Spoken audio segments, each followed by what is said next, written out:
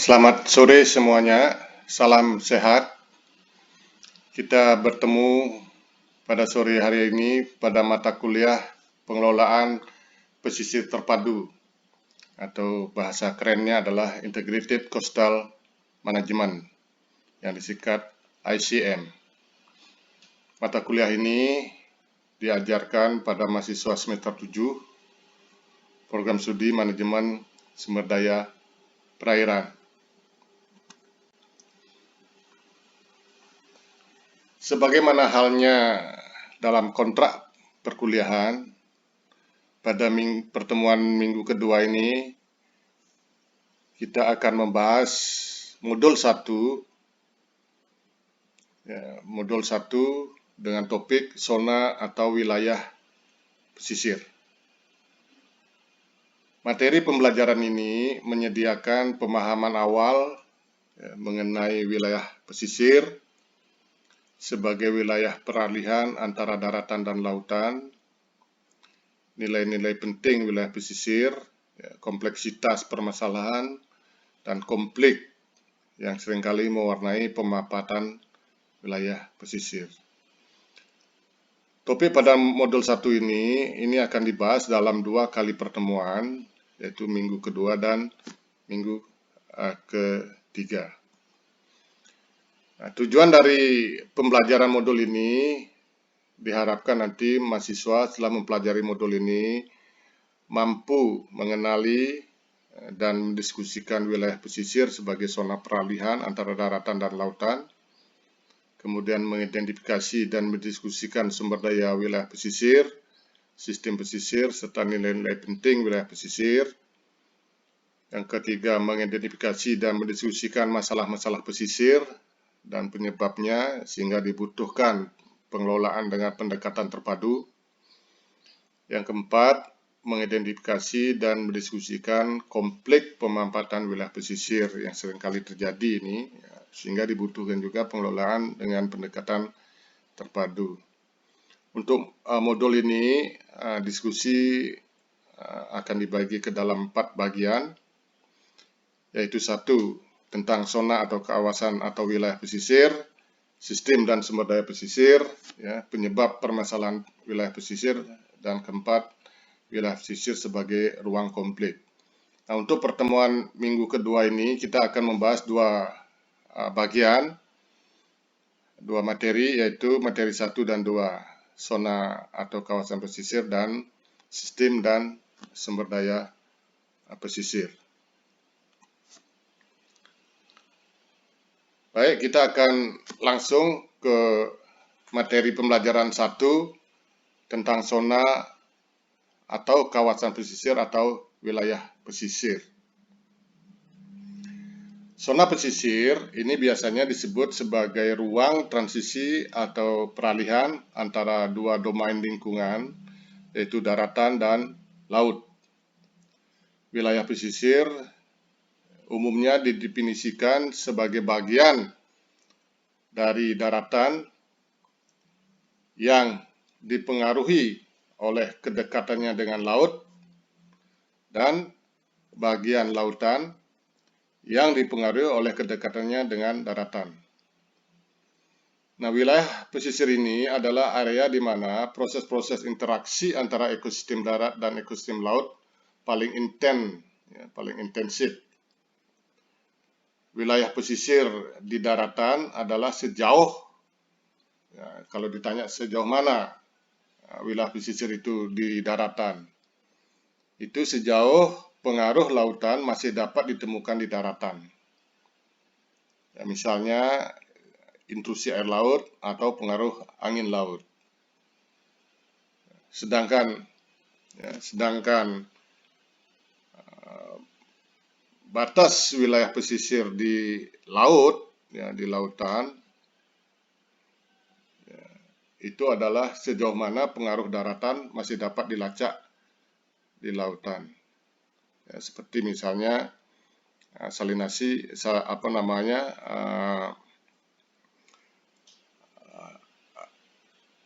sedimentasi, salinitas air laut, pengaruh sungai, dan pelumpuran erosi tanah sampai ke laut, seperti itu. Nah, zona pesisir adalah ruang daratan dan perairan yang berdekatan di mana ekologi dan penggunaan lahan secara langsung mempengaruhi ekologi ruang perairan, dan demikian sebaliknya, di mana ekologi dan penggunaan perairan secara langsung maupun tidak langsung mempengaruhi ekologi ruang daratan. Nah, seperti gambaran ini, ya, zona pesisir itu adalah zona peralihan, ya, peralihan antara darat dan lautan. Nah, pertanyaannya adalah sejauh mana batas di darat? Nah, batas di darat dari zona pesisir ini adalah sampai sejauh pengaruh lautan masih dapat ditemukan di darat tadi. Sedangkan batas dia di laut itu adalah dilihat dari pengaruh daratan masih dapat dilacak di lautan. Pengaruh daratan masih dapat dilacak di lautan.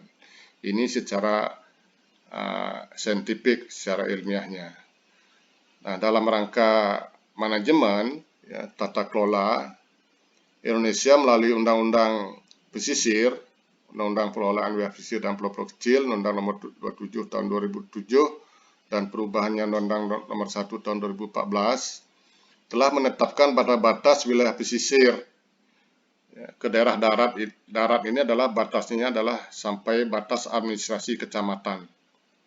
Sedangkan ke arah laut ini adalah 12 mil laut diukur dari garis pantai. Ya, garis pantai air pasang tertinggi sejauh 12 mil. Itulah batas dari wilayah pesisir secara administratif, ya, secara ketatanegaraan. Nah, yang kedua adalah kita akan membahas tentang sistem dan sumber daya pesisir. Jadi sistem pesisir itu adalah komponen-komponen yang mempengaruhi proses-proses yang ada di pesisir. Jadi di dalam wilayah pesisir itu setidaknya terdapat 9 sistem utama mempengaruhi wilayah pesisir dan juga nanti mempengaruhi pengelolaan pesisir. Ya, 9 itu yaitu adalah unit geomorfik atau disebut dengan oceanografi skala besar, oceanografi lautan skala besar, ya. Kemudian proses-proses muara, ya, proses-proses muara sungai atau estuaria, proses-proses lautan, kemudian proses-proses sepanjang sel pantai, ya, sepanjang pantai ini, kemudian daerah aliran sungai yang dari darat, yang mempunyai konektivitas dengan wilayah pesisir melalui daerah aliran sungai atau DAS, udara dan atmosfer juga mempengaruhi sistem pesisir, populasi spesies, ya, pemandangan alam, ya, nilai amenitasnya, dan penggunaan serta layanan publik. Ya, jadi ada 9 subsistem, ya, 9 sistem yang mempengaruhi sistem pesisir. Kita akan uraikan satu persatu. Pertama adalah unit geomorfik atau oceanografi skala besar yang mempengaruhi wilayah pesisir. Jadi wilayah pesisir itu sangat dipengaruhi oleh proses-proses oceanografi skala besar, ya, melalui dinamika air laut, ya, dinamika massa air. Nah, dinamika massa air ini melalui arus laut dan pemanasan global. Massa air laut dan pemanasan global ini, ya, arus laut dan pemanasan global ini sangat mempengaruhi pembentukan, ya, formasi atau penghancuran pulau-pulau, termasuk ekosistem pesisir. Jadi arus-arus yang ada di pesisir itu sangat dipengaruhi oleh gerakan massa air skala besar, di mana di daerah pantai itu misalnya menimbulkan arus pantai seperti rip current atau longsor current, ini disebut juga arus menyusur pantai, arus pesisir, dan arwelling, ya, pembalikan massa air. Juga pemanasan global ini mempengaruhi kenaikan permukaan laut yang juga sangat mempengaruhi daratan pesisir. Berikutnya gelombang. Gelombang ini adalah terbentuk karena kontak antara atmosfer dan permukaan laut. Ini akan mempengaruhi wilayah pesisir tergantung pada jarak pembentukan gelombang dari pantai. Semakin jauh pembentukannya, semakin besar energi gelombangnya yang akan mempengaruhi pesisir. Dan juga pergerakan lempeng tektonik. Pergerakan lempeng tektonik di samudra ini akan dapat menimbulkan patahan atau longsoran yang menyebabkan tsunami yang berbahaya di wilayah pesisir. Inilah sistem yang mempengaruhi sistem oceanografi skala besar yang mempengaruhi pesisir. Yang kedua adalah proses-proses di muara sungai atau estuaria. Jadi wilayah pesisir juga sangat dipengaruhi oleh proses-proses di muara ini melalui pengaliran langsung air-air kotor ya, dari berbagai sumber yang ada di darat yang masuk ke dalam sungai. Ya, jadi air-air kotor dari darat masuk ke dalam sistem sungai, kemudian masuk ke muara, mempengaruhi kualitas air muara, dan juga perairan pesisir sekitarnya selanjutnya akan berefek kepada biota perairan pesisir. Yang ketiga adalah proses-proses lautan. Jadi kegiatan di laut juga mempengaruhi pesisir. Misalnya pengaliran air kotor, ya, misalnya dari kapal-kapal yang berlayar di tengah laut yang jauh, tumpahan minyak dari kapal atau dari pengeboran minyak, limbah padat dari berbagai sumber aktivitas manusia di lautan. Ini semuanya akan mempengaruhi kualitas air laut, juga mempengaruhi kualitas sedimen dasar laut. Tidak hanya air lautnya saja, tapi juga sedimennya, dan selanjutnya akan mempunyai efek pada flora dan fauna pesisir. Yang keempat adalah proses-proses sepanjang sel pantai. Jadi sepanjang pantai itu juga ada proses-proses yang disebut dengan yang akan mempengaruhi bentuk pantai, misalnya erosi pantai atau abrasi, kemudian disposisi sedimen sehingga munculnya lahan-lahan daratan baru, ya, dan dinamika akresi-dekresi di dalam sel pantai pasang surut. Akresi itu adalah pantai maju, ya, sedangkan dekresi itu adalah pantai mundur.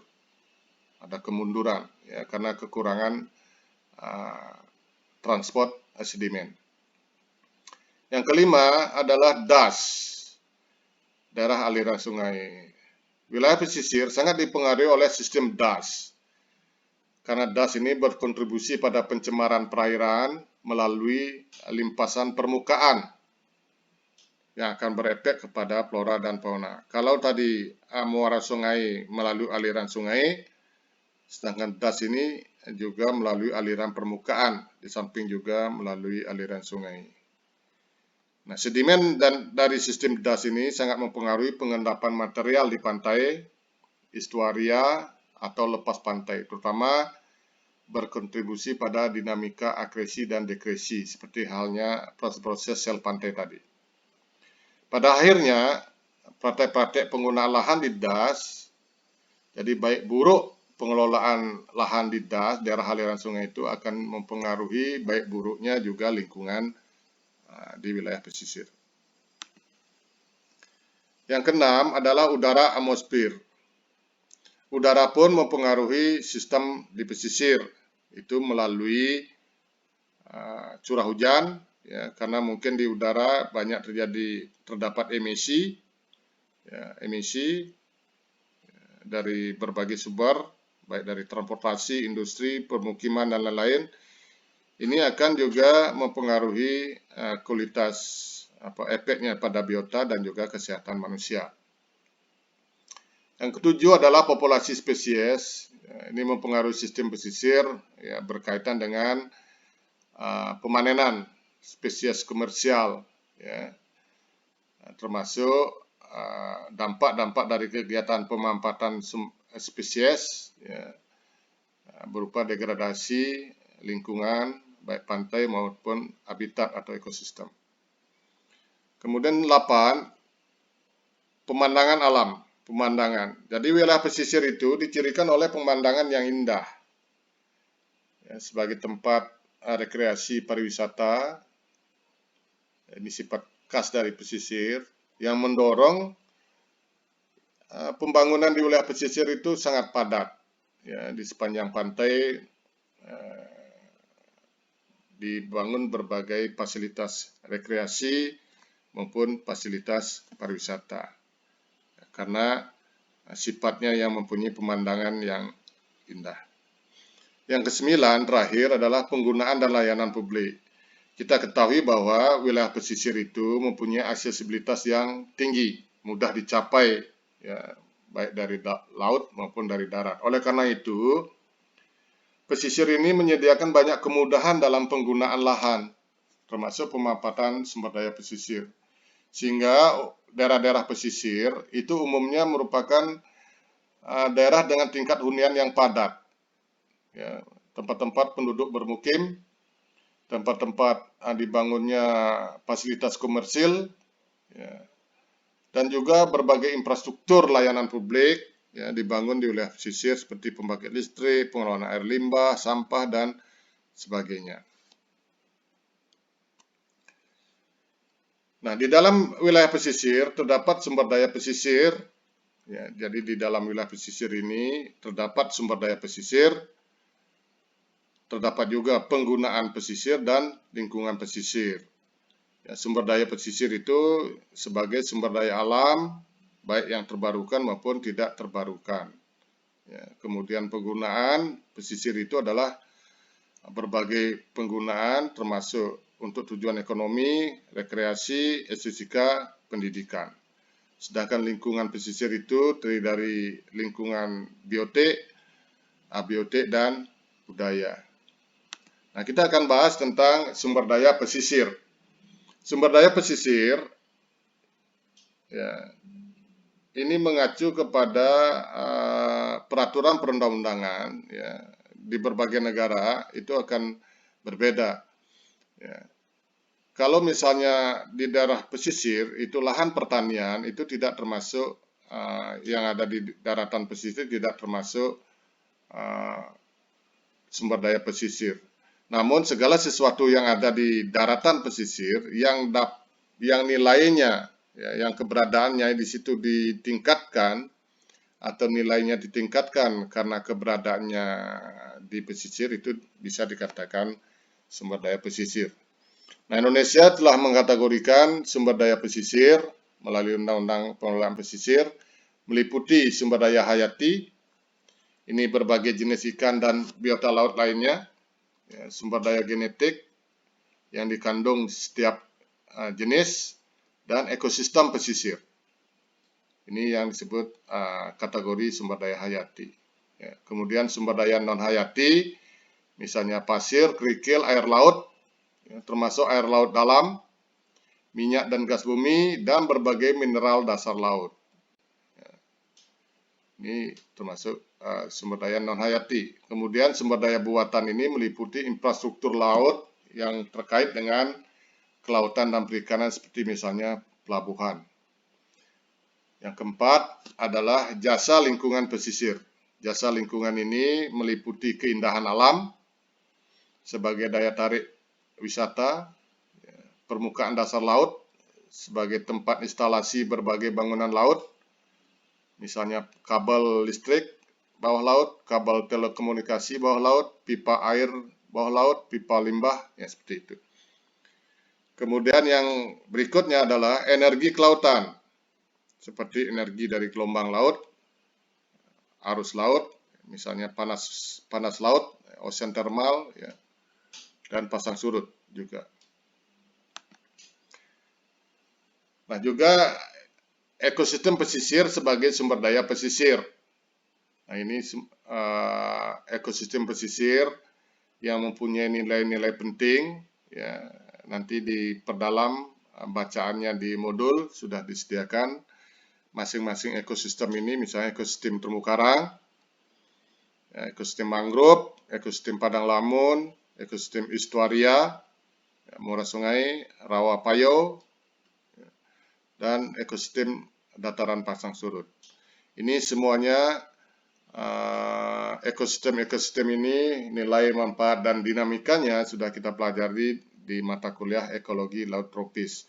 Tapi sebaiknya mahasiswa perdalam lagi bacaannya di modul, sudah dijelaskan di sana tentang nilai manfaat dan nilai dari masing-masing ekosistem pesisir ini, termasuk hasil-hasil penelitian tentang besaran nilai dari jasa yang disediakan oleh ekosistem pesisir. Nah, nilai ekosistem pesisir ini secara garis besarnya ya, kita mengacu kepada penggolongan nilai suatu ekosistem. Jadi nilai ekosistem pesisir ini dapat dihitung berdasarkan manfaatnya dalam bentuk jasa ekosistem. Nah, jadi jasa ekosistem itu dapat dibedakan menjadi 4, ya, menjadi 4 jenis. Bisa dinilai dari jasa penyediaan, ya, misalnya nilai dia adalah penyediaan pangan, ya, pangan dan juga berbagai obat-obatan,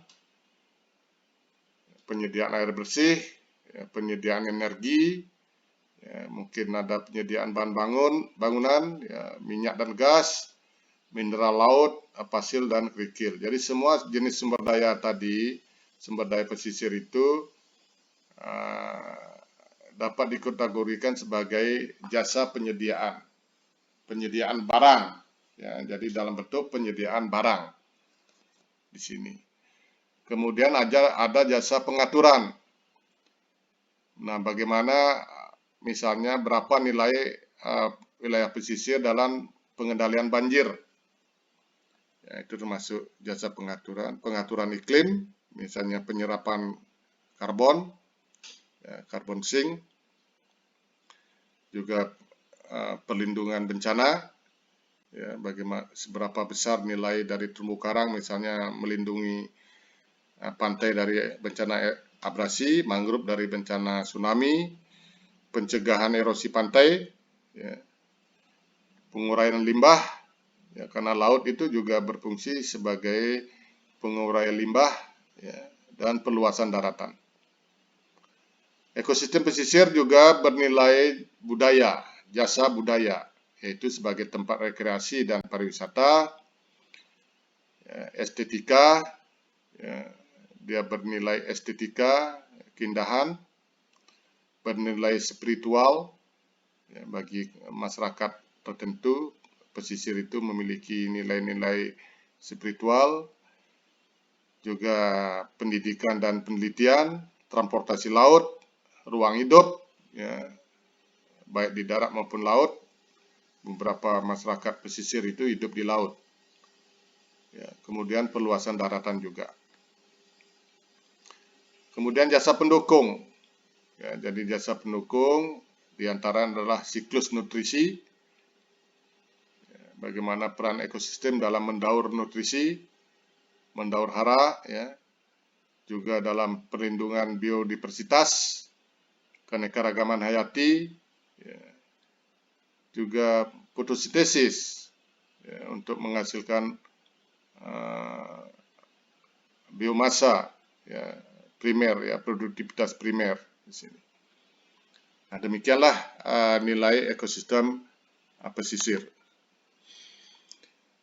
Baik, untuk minggu hari ini, ya, minggu kedua ini, materi kuliah kita 2 bagian tadi, ya, tentang sistem pesisir dan sumber daya pesisir, dan berikutnya mahasiswa supaya mempelajari lebih intens modulnya, karena modulnya juga sudah didistribusikan, dan selanjutnya kita akan diskusi, ya, mungkin nanti ada hal-hal yang perlu mahasiswa tanyakan, dan kita bahas lebih mendalam tentang materi 1 dan 2 ini. Demikian, selamat sore. Sampai jumpa, ketemu pada sesi diskusi.